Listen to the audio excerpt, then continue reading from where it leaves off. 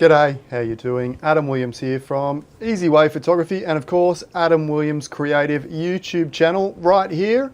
If you're new to the channel, you love photography, you love getting creative, then be sure to hit the subscribe button, and if you love the content, hit the like button and leave a comment below. A little bit of encouragement and it all helps to get these videos out there and encourage me to produce more. Now before we get going, a little bit of housekeeping. We're giving away one of these Nisi filter sets this month via this YouTube channel and also via easywayphotography.com.au. I'll put a link down in the description below, and you can also go over to easywayphotography.com.au and you'll find an entry form over there as well, where it will pop up on the screen once you get there, but there'll be a link to the entry form in the description below. There's only 4 or 5 days. It runs out the end of this month and the winner will be chosen. This will be sent out anywhere in the world. Over $1,300 worth of neutral density filters. The best filters, in my opinion, getting around at the moment. Okay, beautiful for capturing all those silky, dreamy, long exposure photos. It's exactly what you need. All right, apart from that, if you wish to improve your photography, your Photoshop skills, your processing, your composition, anything like that, jump over and check out my courses at easywayphotography.com.au. Let's switch to full screen. And today we're going to look a little bit back at some of my first ever photos with my first DSLR. This was back in, oh geez, I don't even know what date it was. It doesn't really matter. It was around about 2003, 2004, I believe. And I bought my first, might have been 2005, and I bought a Canon 400D. Cost me a few $1,000s with all the lenses and bits and pieces. I probably bought too much gear at the time, to be honest. I probably just needed one wide-ish lens and the camera and that would have done, but I had zoom lenses and this lenses and that lenses, as we do when we get excited early on in photography and we just buy too much gear, don't we? We've all been there, I think. And anyway, I went out with a good mate of mine, Shannon Sakovitz. G'day Shank if you're watching. It was his birthday yesterday. Happy birthday Shank if you happen to be watching. Sometimes he is, sometimes he isn't. And we went down and here are some of the first photos. So, you know, some long exposure. I didn't have Nisi filters that I just showed you to take these photos, because you can take long exposure photos like this if it's overcast weather and a bit shady. You can get a little bit of a long exposure effect like that. Okay, so there's some decent ones in there. Let's go back out here, see what else we got on that day. Oh, this one turned out, I mean, that one's quite nice too. Maybe a little bit messy. It's all right though. It's all right. We could probably get that up into something pretty decent. We might even try. We're going to take one of these images and edit them up. Maybe that will be the one. This was on the same day too. Oh geez, I got the colors. That's been edited, that one. But there's a bit of purple magenta in there that shouldn't be in there. Let me have a look. Let's just pull that out, add a bit more green, and probably a little bit of blue. That's a little bit better, isn't it? That's a little bit better. Back to the library. Yeah, I quite like that one, you know. Yeah, waterfall, sort of peering through that window. There's some shockers in here too, I'm sure. You know, there's not much to that, is there? I mean, what are we looking at there? Not much. You know, there's some shockers. In fact, I take more than my fair share of shockers.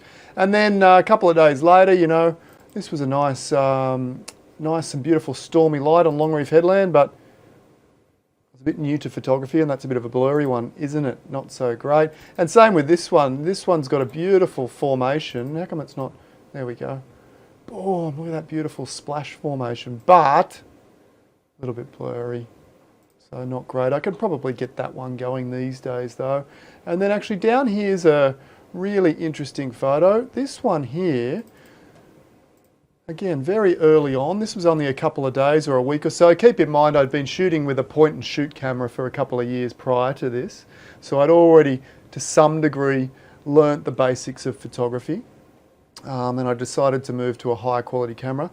And this image here, I ended up printing a few images and taking up a stall down at the local markets, and this was the first print that I ever sold, and in a certain sense started the entire journey, or gave me the belief that I could do something with photography professionally and escape the day job that I didn't really enjoy all that much. Okay, so I took a bit of a gamble and decided to chase that dream, and it's turned out reasonably well, luckily for me. A few nighttime shots here as well.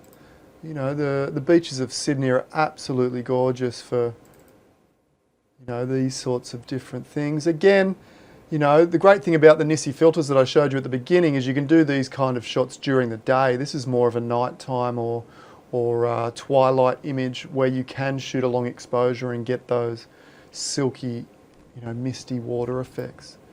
Okay, so which image? I mean, this one was a beautiful storm down at Mona Vale too. Mona Vale pool up there. Not much of a composition, to be honest, though, is it? Not much. Oh, I remember these ones. This is like flashbacks. Back in time. This was a favourite as well. Stormy day and that streaky water sort of rushing up or rushing away from the camera, one or the other. Again, the composition's not great, but you could do something with this. I mean, just maybe a square comp, a square crop, sorry. Might just, you know, it needs to be straightened up a little bit too, potentially. You know, something like that could work. Do we need all that foreground? Look, probably not. Do we need that little cloud? Probably not. You know, there's some real intensity. Come up there, get those dark clouds. We won't do a full-on process on this, but you can see that we can start to get something happening here. I've just grabbed the gradient filter. We'll just do this one in Lightroom, and if we drag down a gradient there, I'm thinking if we darken off the top of those clouds there a little, look at that. Now we're building some drama in this image, aren't we? And then what can we do? Let me grab another filter. Whoops. I'm sure there's an easier way of doing that. That's going, is it going to darken? No, it's not. And what do I want down there? I think I want some contrast or even some dehaze. Yeah, a little bit of brightness, a little bit of contrast. Yeah, a little bit of clarity. Oh, those shadows though. Let's lift the shadows up. Yeah, the clarity probably no go. So I don't like the darkness it's giving to the water there.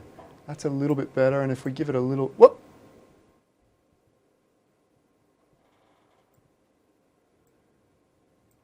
Yeah, something like that. We'll drag that out so it's not as intense. You know, with a couple of layers, we've really added some intensity to that, and I would probably bring that into Photoshop and really work this up a little bit more. I really want to get some pop into that foreground to go with the drama of the sky in this particular image. What a beauty. I mean, this is really, I love this reminiscing back. We'll choose an image to do properly in a minute, but this is the kind of thing you can also find. I can't remember exactly where this was. Can't remember, it might have been on holiday somewhere. These beautiful shells, just a beach full of shells, and just made these. This was with my point and shoot, yeah, there's a blurry one. This was with my point and shoot camera actually, not my DSLR. Anyway. Oh, look at this one. Interestingly, this is where I now live, Crescent Head. So this was a favourite holiday destination before now that I live here. And I've obviously done a few tweaks and tricks to this to get that sort of red hue in the sky, but you know, absolutely beautiful, simplistic image. I really enjoy that even today now. It doesn't need some of these details in the foreground, particularly that one on the edge that is a little bit distracting. So, you know, going back to these old images, isn't it great to go back through your old catalogue with your new skills? So once you learn Photoshop and learn Lightroom and learn the skills and maybe have a better eye for composition or even a different eye for what you're currently enjoying, because when you shot those photos you were probably looking for something else, and when you go back through images that are 5, 10, 15 years old, you will find these gems that appeal to you much, much more than they did before. And in actual fact, there was an image, a great example of that, an image that I shot at Karajini, and then 5 years later, after not really looking at it too fondly, I came back and thought, wow, that's really, really appealing. And I processed that up with my new skills, and it ended up winning this was way back when, the 2013 International Loop Awards. the open landscape competition with a couple of thousand entries. So, that's the kind of thing. Your eye might get more, might mature, or might discover some different styles, or those kind of things. Let me just tweak this around. We need to straighten that up, don't we? That looks pretty good, and you can see I've just tweaked inside that detail on the edge. That brings the crescent headland, little knobby feature, into the center of the frame as well. That's looking beautiful. Can we give it a little bit of a extra pop? There's some gorgeous light on there now. This would be sunset, with the sun setting off in the west there, and lighting up this feature. I've just got the radial tool. If I drag out a radial here, can we get that to maybe just pop a little bit?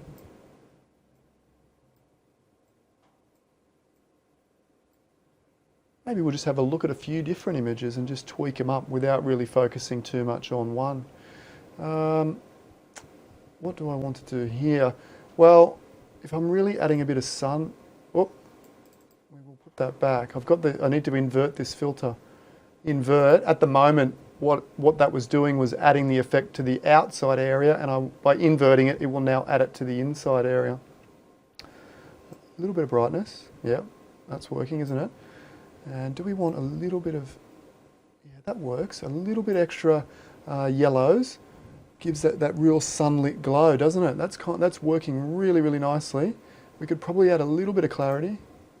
Not too much, because clarity will make it really, really crunchy, and I don't want it to be really crunchy.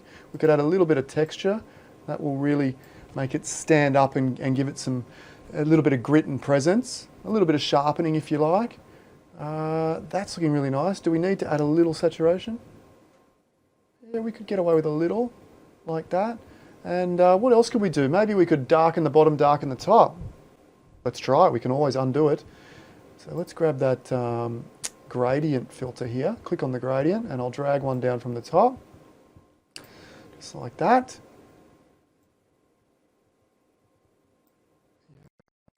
That magenta color. Do we still like that after 10 or 15 years? I kind of do, but now that I've darkened that down, it's kind of gotten away from those lovely soft pastel colors, hasn't it? So maybe we can darken it, but not too much, just like that. Or maybe we can darken a little more, no, too much, about there. And there's an area in the middle here which is a little bit darker, almost like a reverse vignette where the edges are lighter and the middle is darker. So we'll grab our radial filter here, like that, and I'll see if I can't just plonk that in the right spot and sort of even up that sky a little bit more. So we'll need to invert this so it's affecting in the filter, and then maybe just brighten up. Yeah, look at that.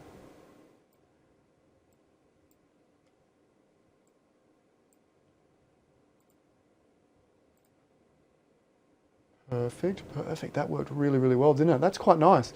There's a hint of sort of the lightish pastel blues in the foreground. Let's see if we can't just add a little bit more of that. Again, I've clicked on the gradient filter, and I'll click and drag up from the bottom. I want it to be subtle, and I'm not one for subtle, to be honest. I'm usually right over the top, and you could argue that pink's a little bit too much, and I think you probably might be right. Let's add a little bit of cool colours.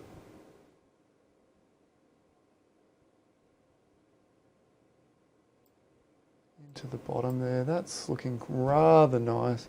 Not too much. Okay. And what if we add a little contrast? Yeah, a little. Maybe that is too much. Let's back that off to 8.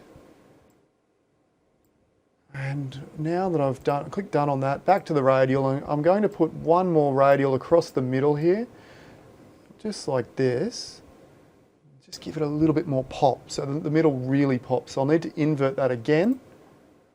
And this is what I often do in Lightroom, is I'll draft out the image really, really quickly, and then I'll take it to Photoshop to finesse it a little bit more. A little bit of light, yeah, that works well. What happens if we add contrast? Does it get... Take contrast away. Take that contrast out. And could we add a little more yellow?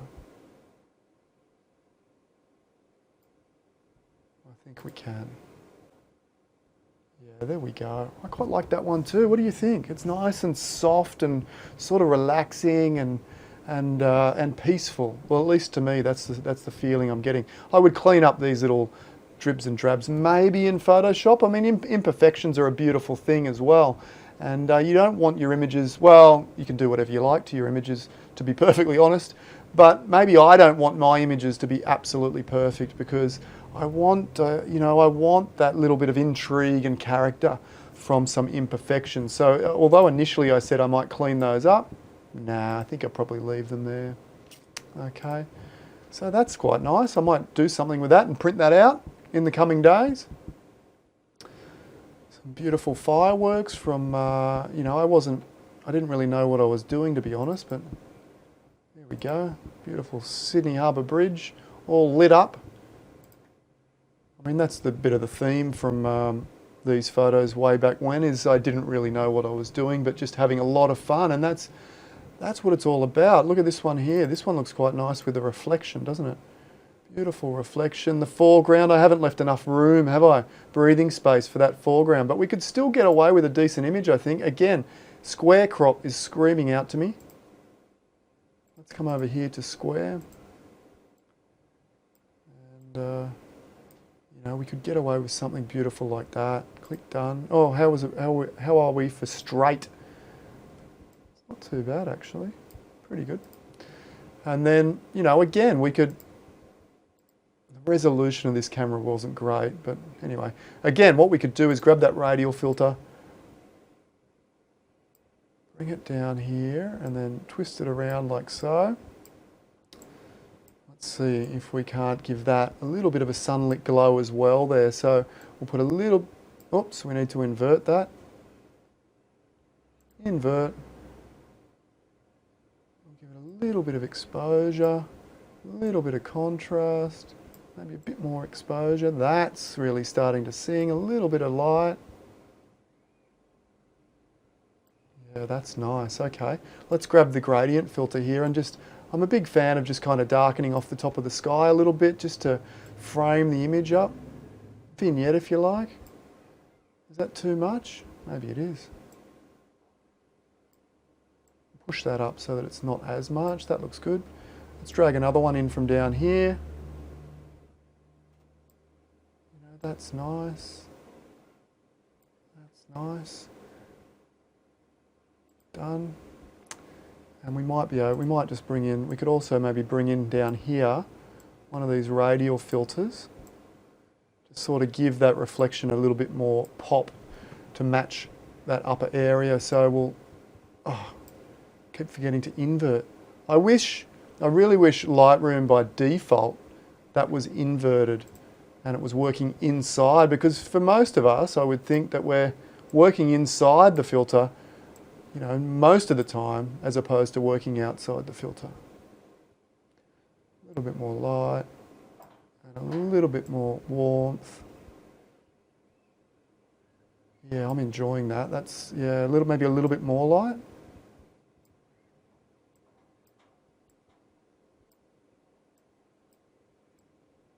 That's nice.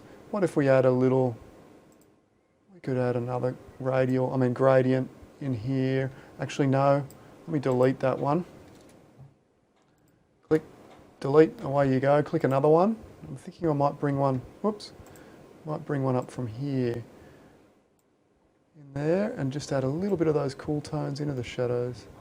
We could also do this, and I'll make a dedicated video on this, but in the new Lightroom version, there's also a beautiful way to do color grading.